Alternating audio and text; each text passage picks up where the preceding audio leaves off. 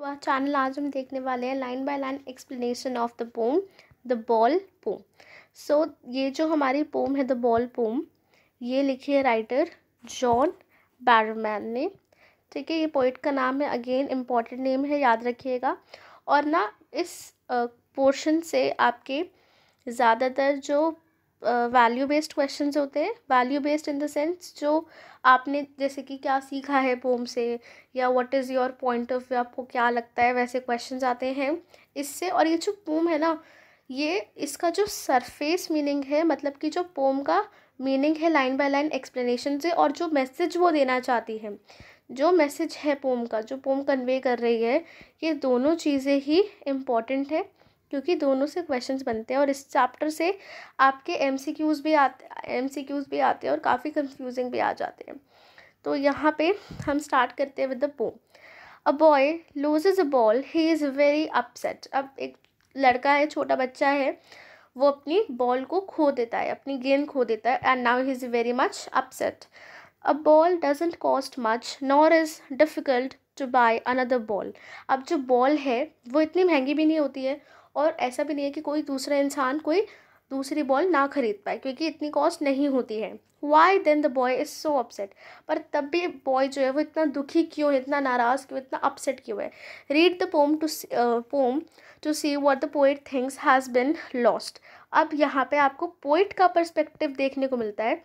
You will see poets perspective कि आखिर क्या चीज़ लॉस्ट हुई है, बॉल खोई है बच्चे की या कोई और चीज़। And what the boy has learn from the experience of losing something. और बच्चा चीज़ों को जैसे किसी की कोई चीज़ खो जाती है तो उस एक्सपीरियंस से वो क्या सीख रहा है। What is the boy now who has lost his ball. What is the boy now who has lost is the ball. तो यहाँ पे वॉट किस चीज़ के लिए रेफर हो रहा है, what is referring to what is the, मतलब वॉट रेफर कर रहा है इस चीज़ को कि what is the state of mind. ठीक है, state of mind of boy, कि जो लड़का है उसका स्टेट ऑफ माइंड क्या है जिसने अभी अभी अपनी बॉल को खोया है, जो उसके दिल के बहुत ज़्यादा करीब है। What is he to do, I saw it go. अब वो लड़का बेचारा क्या करेगा, आई सॉ इट गो मतलब कि मैंने उस बॉल को देखा था, merrily bouncing down the street and then merrily over there it is in the water। merrily का मतलब क्या होता है, merrily means happily। तो जो बॉल है वो बहुत खुशी से जैसे बाउंस करते हुए जाती है, तो यहाँ पे बॉल को हैप्पी के साथ कंपेयर किया गया एक तरह से। तो merrily bouncing down the street, street से नीचे जा रही है, एंड देन और फिर वो जाते जाते लाइक ये पानी हो गया आपका, ये हो गया वाटर, ठीक है। और उसके बाद इट इज़ लाइक कि ऐसे स्ट्रीट है तो थोड़ा ऊंचा है, पहाड़ मतलब थोड़ा वैली काइंड ऑफ होगा शायद, इसलिए यहाँ पे उन्होंने वर्ड लिखा हुआ है कि वो बाउंस करते हुए जा रही है। तो हो सकता है थोड़ा वैली काइंड ऑफ रीजन हो गया, होता है ना कि प्लेन एरिया में ही पानी से थोड़ा ऊपर जगहों को, स्ट्रीट को बनाया जाता है, तो वो ऐसे बाउंस करते हुए आ रही है बॉल, और फिर वो पानी के अंदर गिर जाती है। नो यूज टू से oh there are other balls. ये कहने का कोई फ़ायदा नहीं है उस बच्चे को कि देखो दुनिया में और भी ज़्यादा बॉल्स है। And ultimate shaking grief fixes the boy. Grief का मतलब होता है दुख, ठीक है। तो shaking grief fixes the boys का मतलब, बॉय का मतलब ये है कि ये जो उसको एक तरह से दुख मिला है, जिससे वो बिल्कुल शेक हो चुका है, उसे समझ नहीं आ रहा है कि क्या हो रहा है, उससे कहीं ना कहीं बॉय थोड़ा फिक्स हो रहा है। फिक्स हो रहा है मतलब उसे कुछ चीज़ें समझ में आ रही है, उसे दुनिया की रियलिटी समझ में आ रही है। As he stands rigid trembling staring down. वो सीधा खड़ा है, उसके होठ ट्रेम्बल कर रहे हैं, वो बिल्कुल देखता जा रहा है अपनी बॉल को। All his young days went into the harbour. उसके सारे यंग डेज, उसके बचपन की सारी यादें जो है वो हार्बर में चली जाती है। अब हार्बर कौन सी जगह है, तो जैसे कि यहाँ पे आप वाटर लगा लीजिए, और इधर जो है एरिया होता है जहाँ पे शिप्स जो है वो खड़ी होती है, जहाँ पे शिप्स को एक तरह से हम कह सकते हैं पार्क किया जाता है, जहाँ से वो जाती हैं और आती हैं, उस जगह को बोला जाता है हार्बर। तो वहाँ पे बच्चे की बॉल जो है वो गिर गई है। His ball went and I would not intrude him। मैं उसे इंट्रूड नहीं करूँगा, मैं उसके पास जाऊँ के कुछ उसको बोलूँगा नहीं। A dim another ball is worthless. Now he senses first responsibility. A dime का मतलब क्या होता है? Dime is equals to 10 cents. ये जो है वो करेंसी है, ठीक है, कि 10 सेंट्स की आएगी एक बॉल, लेकिन उसको ये चीज़ बोलना और उसको बॉल ला के देना वो वर्थलेस है, और उसे अपनी सबसे पहले लाइफ की सबसे पहली रिस्पॉन्सिबिलिटी का एहसास हो रहा है.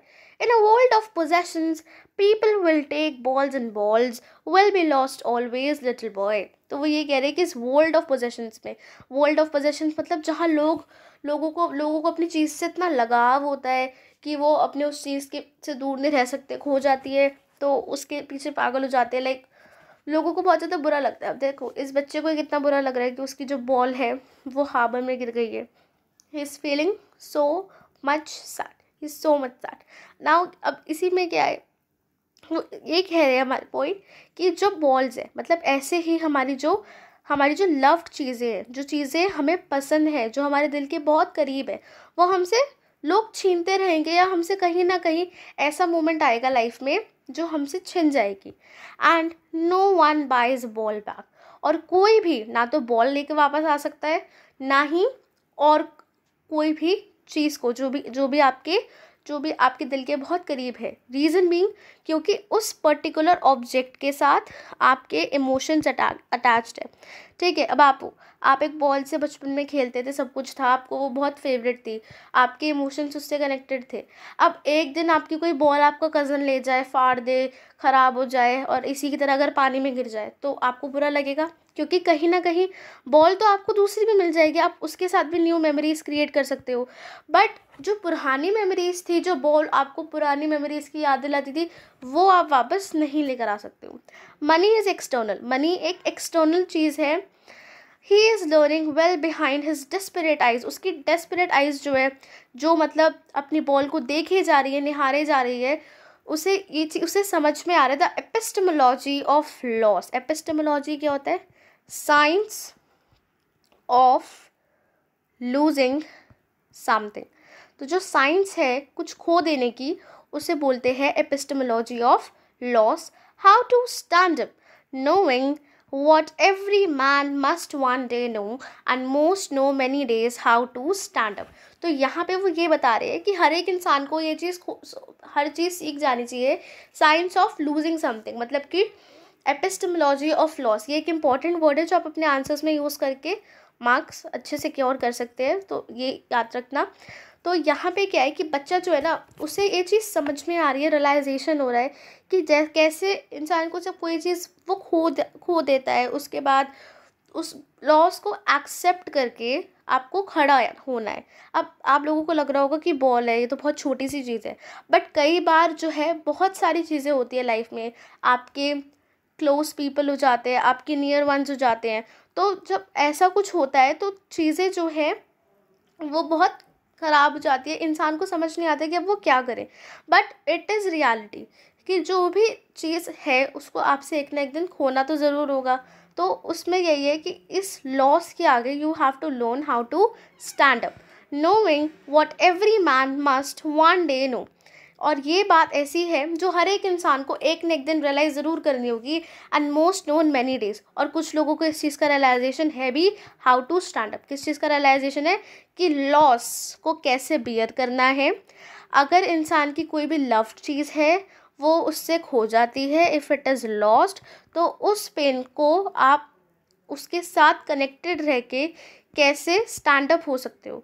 अब एक बात बताओ, आपकी कोई प्यारी चीज़ है वो खो जाती है, तो अब आप उसी चीज़ को लेके नहीं बैठ सकते. You have to move on, ठीक है. अब देखो ये जो बॉल पोम है ना, इसमें जो बॉल है इसको वर्ड चाइल्डहुड, इसके साथ एक बार वीडियो पॉज करना, अपनी बुक में इस वर्ड को बॉल वर्ड की जगह चाइल्डहुड रीड करना. एंड देन उसके बाद आपको ये चीज़ का रियलाइजेशन होगा कि कहीं ना कहीं जो बॉल है और बॉल की जगह चाइल्डहुड वर्ड बिल्कुल फिट बैठेगा. क्यों बैठेगा? क्योंकि जो बॉल है, बॉल सिग्निफाई कर रही है बच्चे का childhood. Ball signifies the boys childhood. क्यों? रीज़न बीइंग, जब वो बच्चा छोटा था उसने उस बॉल के साथ खेला। अब वो क्योंकि थोड़ा बड़ा हो गया है, मतलब बड़ा भी, मतलब इतना भी बड़ा नहीं हुआ है, बट जो छोटे बच्चे होते हैं 1-2 साल के, उससे तो बड़ा ही है, तो वो चाइल्डहुड जो है उसको सिग्निफाई करती है उसकी बॉल। ठीक है, द बॉल पोम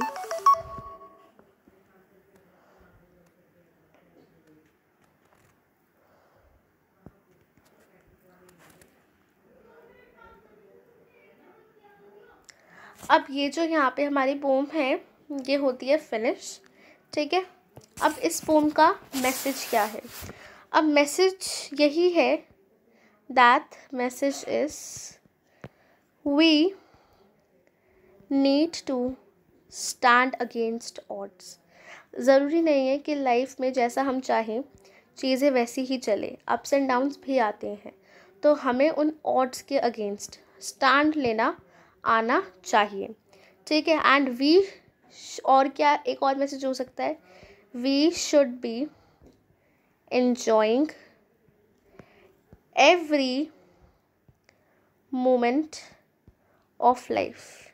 चाहे सैडनेस, देखो अगर आप सैड हो, वो चीज़ डेफिनेटली आपको एंजॉय करने की नहीं है, क्योंकि वो बहुत डिफ़िकल्ट फेज़ होता है फॉर एवरीवन, बट आपको उसको एक्सेप्ट करना चाहिए, मूव ऑन करना चाहिए, और अपनी आने वाली लाइफ को, आने वाले मोमेंट्स को एंजॉय करना चाहिए। So we should be enjoying every moment of life. ये नहीं है कि कोई चीज़ है आपसे खो गई है, कोई इंसान है बिछड़ गया है, तो उसको लेके बैठ जाओगे। No, you doesn't have to do this. Move on इस, you have to do it, because this is the reality of life. और ऐसे ही होता है कि बहुत लोग होते हैं, लाइक अगर आपके असेसमेंट्स में मार्क्स अच्छे आ जाते हैं, ठीक है, और आप लाइफ में कुछ अचीव कर लेते हो, करने वाले होते हो, तो बहुत लोग होते हैं जिन्हें खुशी होती है, बट कुछ ऐसे भी होते हैं जिन्हें बुरा लगता है, या जिन्हें जलन की भावना होती है, तो वो कोशिश करेंगे कि कैसे वो आगे निकले। कि आपके लाइक अगर आप किसी ऑफिस में हो तो आपके कलीग्स हो सकते हैं जो आपके प्रमोशन से जलेंगे, मतलब ये मैं बहुत फ्यूचरिस्टिक एग्जांपल दे रही हूँ, but you can connected with it.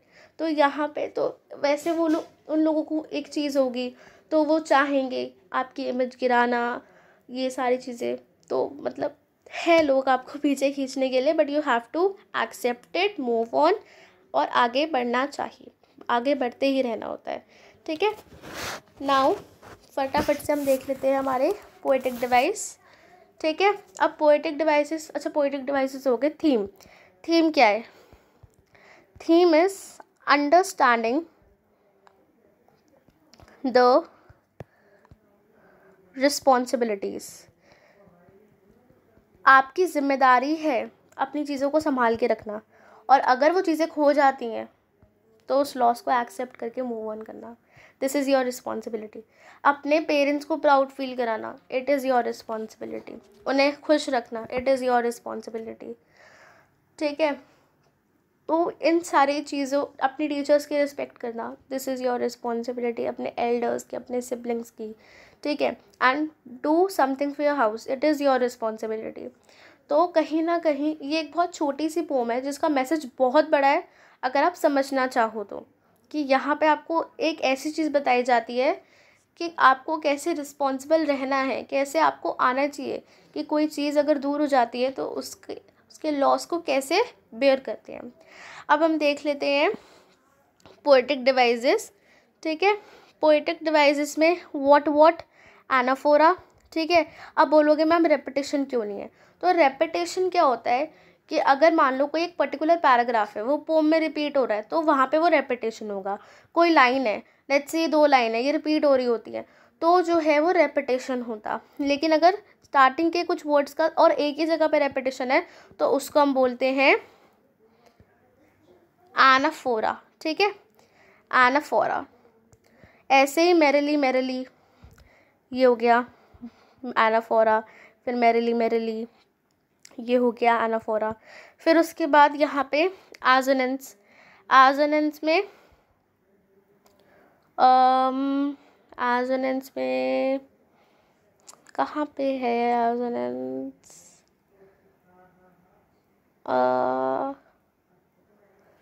देखो हु और लॉस्ट, ठीक है, ओ की साउंड है, ये हो सकता है एजोनेंस, है ना।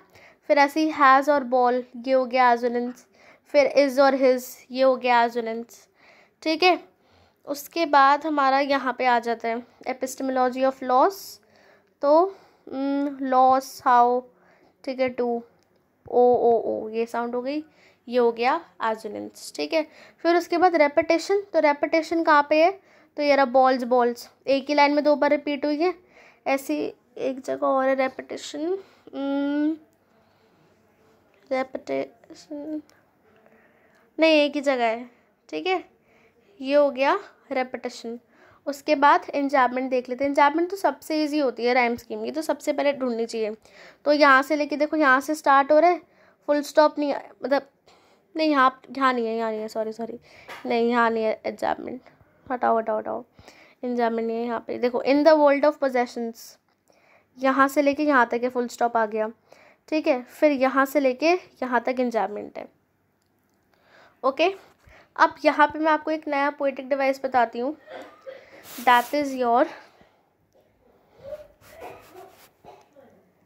एसिडटन, ठीक है, ऐसे एसिडटन भी बोल सकते हो।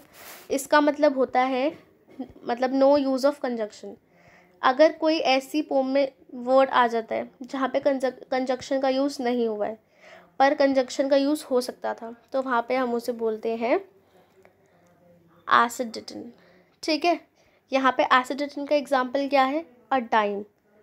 अ डाइम को हमने 10 सेंट्स बोला है, ठीक है, लेकिन यहाँ पे ये अ डाइम बोला है, तो अ 10 सेंट्स आ सकते हैं नहीं, तो ये हो जाएगा आपका अ सेंडटन।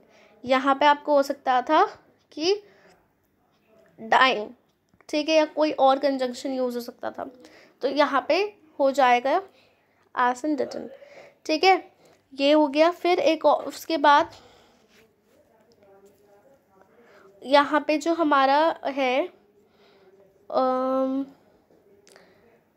बॉल पोम, ये जो है यहाँ पे जो वर्ड है बॉल, ये इटसेल्फ इज एन ये सिंबॉलिज्म शो कर रहा है, ठीक है। सिंबॉलिज्म क्यों, क्योंकि ये सिंबलाइज कर रहा है, सिग्निफाइज कर रहा है बच्चे का चाइल्डहुड, बॉय चाइल्डहुड, इसलिए इसका यहाँ पे सिंबॉलिज्म बोला गया है, ठीक है। With this we have completed our video of the ball poem. I will see you next time in the next video. या तो कोई चैप्टर लेकर आएंगे या फिर कोई पोम। इफ़ आपको वीडियो अगर पसंद आई हो, so please like the video, subscribe my channel for more notification. Thank you so much. Bye.